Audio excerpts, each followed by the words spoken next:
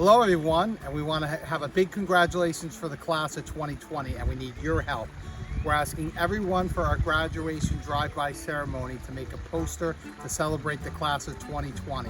Let's all make it a special day for our kids.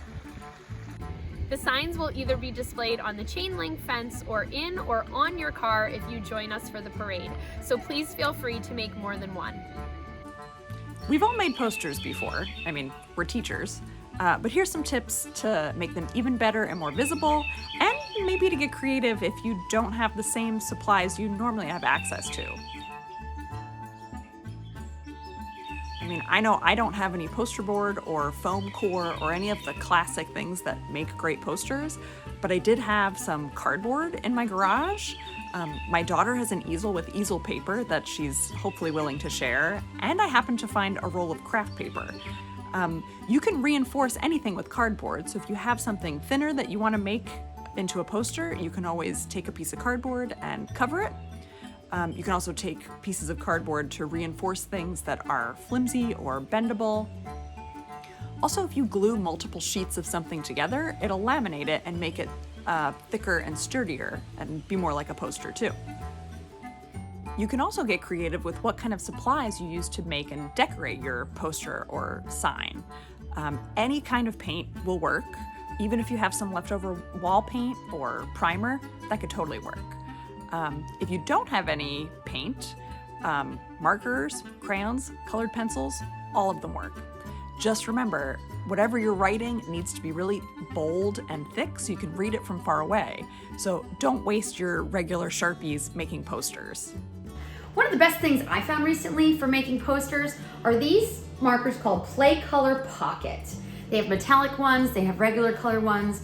They're fast drying, you can use a lot of them or a little bit, and they have a powerful impact. So if you see these locally, I would suggest grabbing these for making your posters.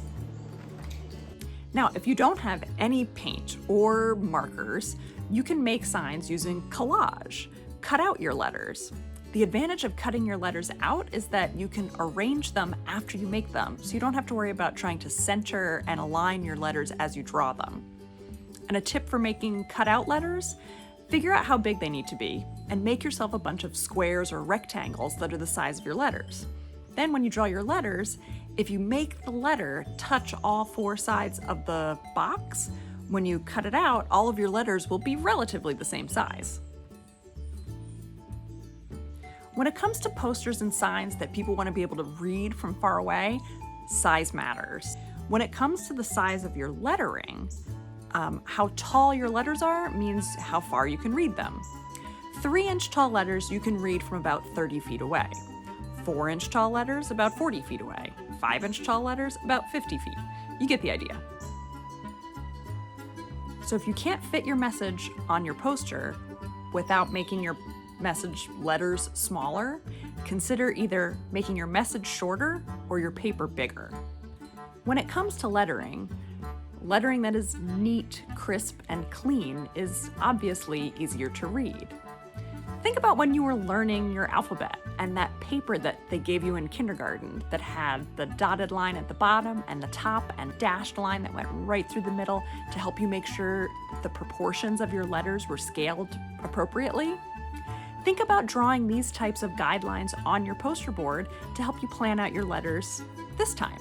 If you do them really lightly in pencil after you make all of your letters, you can erase them, or if they're really light, you might be able to just get away with leaving them there and no one will even notice.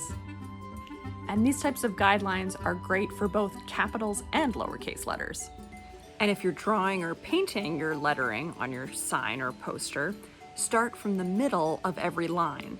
Count how many letters and spaces are going to be on that line, find the center, and start from there. Start in the middle of your paper and work your way out to the left and right, and then when you're done, everything will be perfectly centered. Another thing to keep in mind is to use contrasting colors. Use things that are going to stand out from a distance. If you're working with white paper, use a really dark color for your lettering, either black or dark blue. If you're using black or a dark color paper, think white lettering. If you've got red paper, white lettering works best. And think about outlining things. Black outlines are your friend when it comes to posters and things you want to be able to read from far away. If you want to get fancy, you can turn your black outlines into shadows, where you just outline part of your letters. Here, I'm going to use some white, with these white acrylic, or I guess they're tempera play colors, to make this poster.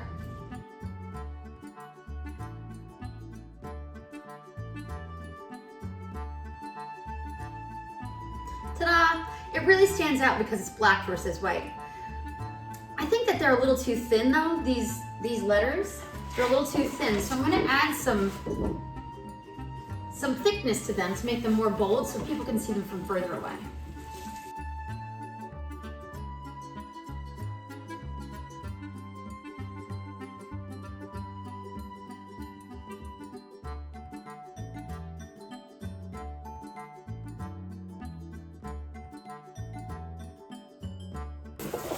There you go.